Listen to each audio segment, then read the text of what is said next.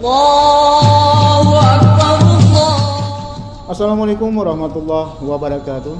Selamat Hari Raya Idul Fitri 1441 Hijriah.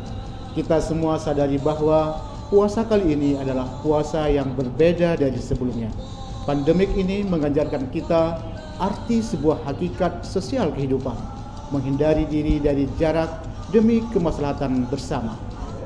Semoga ibadah kita di bulan suci ini diterima oleh Allah Subhanahu wa taala. Kini hari kemenangan yang Allah janjikan untuk insan yang bertakwa telah pun tiba. Namun oleh sebab keterbatasan dan pandemik ini, tangan kami tak mampu untuk berjabat dengan leluasa.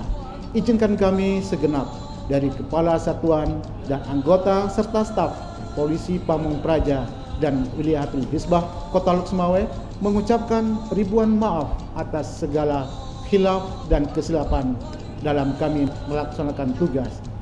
Teruntuk seluruh warga Kota Lok Sumawe, taqabbalallahu minna wa minkum minal aidin wal faidin.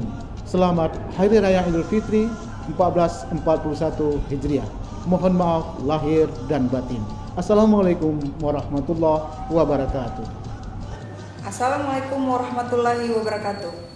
Kami Satuan Polisi Pamong Praja dan Wilayatul Hisbah Kota Lok Sumawe mengucapkan